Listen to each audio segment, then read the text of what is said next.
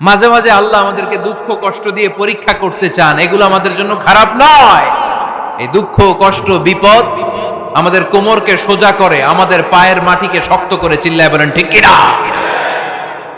প্রতিকূল পরিবেশে কিভাবে বাঁচতে হয় এই দুঃখ কষ্ট আমাদেরকে শিখায়।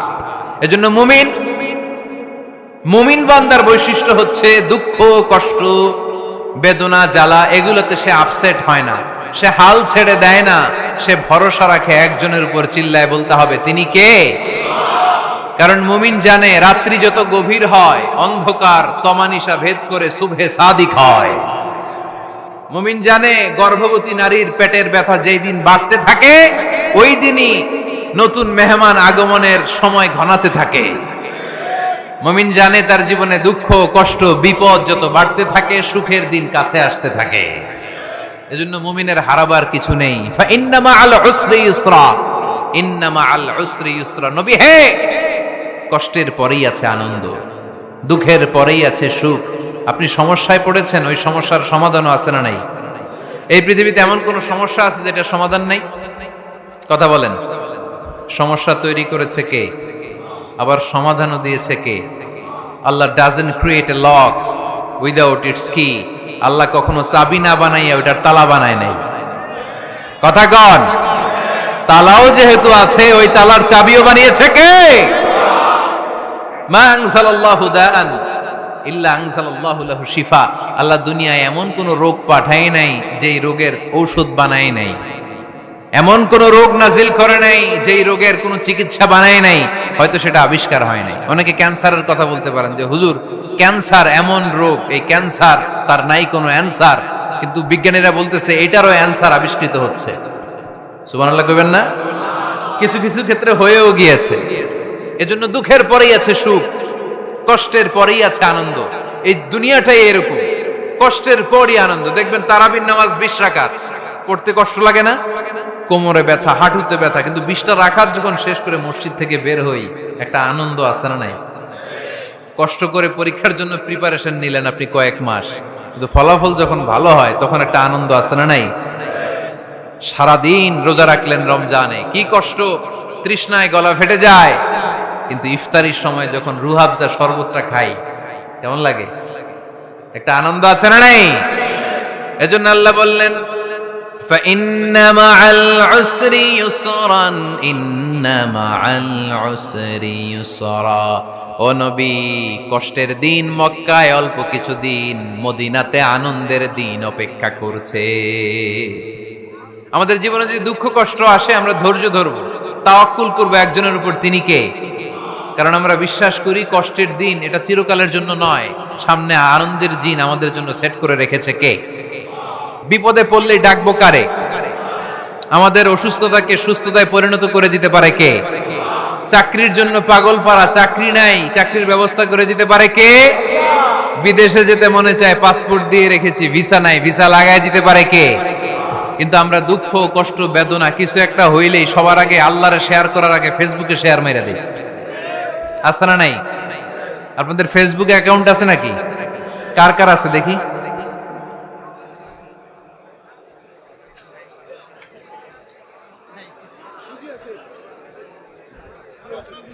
আছে আছে। এটার জন্য আমরা ভালো কাজে লাগাই, ঠিক কিনা? আপনি চাইলেই এমন ভাবে ফেসবুক ফ্রেন্ড লিস্ট করতে পারেন যারা ভালো ভালো জিনিস শেয়ার করে, যারা মোটিভেশনাল জিনিস শেয়ার করে, ইসলামের পক্ষে কথা বলে। আপনার এক একটা শেয়ারে অনেকের জীবন বেঁচে যেতে পারে, ঠিক কিনা? একজন মুমূর্ষ রোগীকে বাঁচাতে রক্তের প্রয়োজন, রক্তের গ্রুপ এ পজিটিভ। যারা রক্ত দান করতে আগ্রহী তারা এই নাম্বারে যোগাযোগ করুন।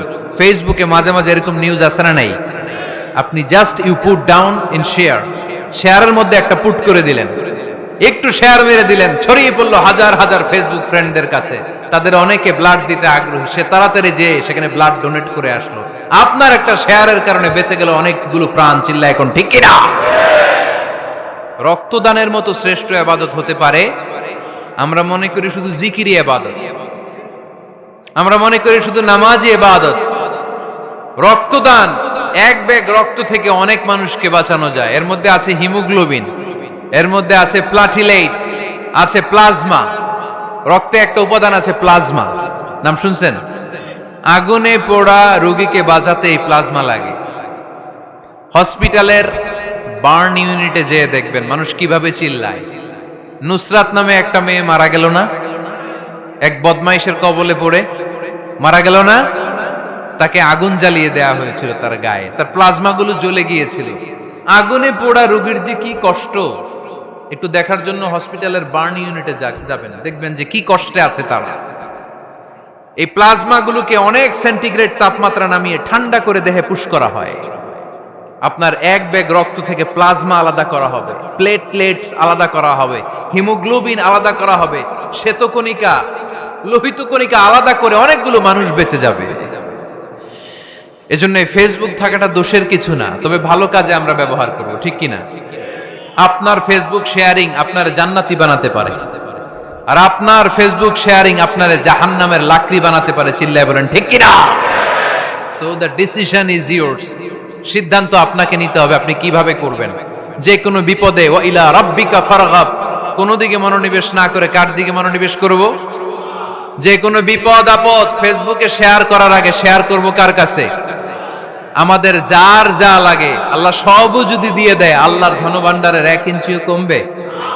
হাদিসে কুদসিতে আল্লাহ বললেন, লাউ আন্না আউওয়ালাকুম ওয়া আখিরাকুম ওয়া ইনসাকুম ওয়া জিন্নাকুম, পৃথিবীর সব জিন, পৃথিবীর সব মানুষ বিশাল মরুভূমিতে দাঁড়িয়ে যদি আমার কাছে চাইতে শুরু করে, আল্লাহ এটা দাও, ওটা দাও, ওটা দাও, আমি আল্লাহ তোমাদের সব চাহিদাও যদি মিটিয়ে দেই, আমি আল্লাহর ধনভাণ্ডারের 1 ইঞ্চিও কমবে না।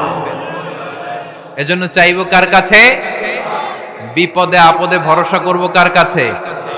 আর অবসরগুলোকে কাজে লাগানোর দরকার আছে না নাই? স্বাবলম্বী হওয়ার চেষ্টা করার দরকার আছে না নাই? ফা ইন্নামা আল উসরি ইউসরা, ইন্নামা আল উসরি ইউসরা। নবী হে, কষ্টের পরেই আছে সুখ, দুঃখের পরেই আছে আনন্দ। সব সময় মানুষের সময় একরকম কাটে না। এজন্য আমরা তাওয়াক্কুল করতে চাই একজনের উপর, তিনি কে? বিশ্বনবী বলেন, লিকুল্লি নবিয়্যিন দাওয়া মুস্তাজাবা। এই দুনিয়াতে সব নবীদের একটা করে মুস্তাজাবুদ দাওয়া আছে। আল্লাহ বলেছে, ও নবী, একটা করে স্পেশাল দোয়া করার সুযোগ পাবা, দোয়াটা করা মাত্রই কবুল করে নেব। বিশ্বনবী বললেন, এই পৃথিবীর বুকে যত নবী রাসূল দুনিয়ায় এসেছে, সব নবীরা তাদের স্পেশাল দোয়া দুনিয়ায় করে ফেলেছে, ইল্লা আনা, কিন্তু আমি করি নাই। বিশ্বনবী বললেন, ওয়া ইন্নী আখতাবিউ দাওয়াতি শাফাআতান লি উম্মতি ইয়াউমাল কিয়ামাহ। আমি আমার স্পেশাল দোয়াটা করি নাই, আমার স্পেশাল দোয়াটা আমি আমার গুনাহগার উম্মতকে বাঁচানোর জন্য কিয়ামত পর্যন্ত রেখে দিয়েছি। আমরা যেদিন বিপদে পড়ে যাব, যেদিন আমার আব্বা আমারে চিনবে না, আমি আমার আব্বারে চিনব না, নেতা তার কর্মীরে চিনবে না, কর্মী নেতারে চিনবে না, ঠিক কি না? পীর সাহেব মুরিদরে চিনবে না, মুরিদ পীর সাহেবরে চিনবে না, স্বামী তার স্ত্রীরে চিনবে না, স্ত্রী তার স্বামীরে চিনবে না। নবী থেকে শুরু করে, অলি থেকে শুরু করে, শহীদ থেকে শুরু করে, সবার মুখে একটাই জিকির, ইয়া নাফসি ইয়া নাফসি ইয়া নাফসি। আকাশের সূর্যটা যেদিন মাথার কাছে চলে আসবে, জমিনটা তামার জমিন হয়ে যাবে, সূর্যের তাপে মাথার মগজগুলো ভাতের মাড়ের মতো গলে গলে নাকের ছিদ্র কানের ছিদ্র দিয়ে টপ টপ করে বেয়ে বেয়ে নিচে পড়বে। ওই কঠিন দিনে কেউ কাউরে চিনবে না। বিষ্ণু বললেন, ওই দোয়াটা আমি দুনিয়ায় করি নাই, আমি বদরের যুদ্ধে মার খেয়েছি, উহুদের যুদ্ধে দাঁত ভেঙেছি, আমি না খেয়ে পেটে পাথর বেঁধেছি। আমি যদি ওই দিন দোয়া করতাম, আল্লাহ দোয়া কবুল করে নিত, জান্নাতি খাবার দিয়ে দিত, আমার মায়ের খাওয়া লাগতো না, তায়েফে আমার রক্ত ঝরতো না, দোয়া করলেই কবুল। কিন্তু ওই দোয়াটা আমি দুনিয়ায় করি নাই, ওই দোয়াটা আমার জন্য, আপনার জন্য, আমাদের জন্য বিশ্বনবী জমা রেখে দিয়েছে। এজন্য বিশ্বনবীর চিন্তা আর আমাদের চিন্তা এক চিন্তা না, বিশ্বনবীর পুরা উম্মতের চিন্তা। কিয়ামত পর্যন্ত যত মানুষ আসবে সবাই আমার উম্মত, না জানি তাদের নসিবে কি হয়ে যায়। এই চিন্তার বোঝা বিশ্বনবীকে কাবু করে ফেলেছিল। আল্লাহ বললেন, নবী, নো টেনশন, কোনো টেনশন নাই, আপনার এই চিন্তার বোঝাকে আপনার পিঠ থেকে আমি আল্লাহ নিজ দায়িত্বে সরিয়ে নিলাম। এজন্য আল্লাহ বললেন, আলাম নাশরাহ লাকা সাদরাকা ওয়া ওয়াদা'না আনকা বিজরাক আল্লাযী আনকাদা যাহারাক। যেই চিন্তার বোঝা আপনাকে কষ্ট দেয়, যেই চিন্তার বোঝা আপনারে পেরেশান করে তোলে, আপনার পিঠ থেকে ওই চিন্তার বোঝা নবী আমি সরিয়ে নিলাম। কি দিয়ে সরিয়ে নিল? কোরআনের আলো দিয়ে। আওয়াজ করে বলতে হবে, কি দিয়ে? বিশ্বনবী মক্কায় দেখতেন মূর্তির পূজা হয়, আল্লাহর ঘরের ভিতরে 360টা মূর্তির পূজা। বিশ্বনবী দেখতে পেলেন দুর্বলের উপরে সবলের অত্যাচার। বিশ্বনবী দেখতে পেলেন নারীদেরকে অত্যাচার করা হয়।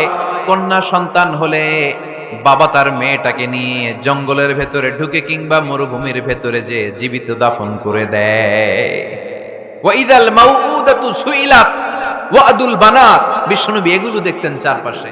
দেখে এই পথহারা জাতিকে কিভাবে উদ্ধার করবেন, কি দিয়ে উদ্ধার করা যায়, এই টেনশনে বিশ্বনবীর পিঠ বাঁকা হয়ে গিয়েছিল। উপমা বাঁকা হয়ে গিয়েছিল। বিশ্বনবী সব সময় পেরেশান থাকতেন। আল্লাহ বললেন, নবী টেনশনের দরকার নাই, হেরা গুহায় এমন একটা নূরের আলো দিয়ে আমি আপনারে আলোকিত করব, যার মাধ্যমে সব পেরেশানি দূর হয়ে যাবে। আলম নাশরাহ লাকা সাদরাকা ওয়া ওয়াদানা আনকা বিজরাক আল্লাযী আনকাদা যাহরাক। আপনাকে পেরেশান বানিয়ে দেয় এরকম সব চিন্তার বোঝা আমি আল্লাহ সরিয়ে নিলাম। সুবহানাল্লাহ। আল্লাহ আমাদের সবাইকে কথাগুলো বুঝা আর আমল করার তৌফিক দান করুক। আমরা পড়ি আমিন।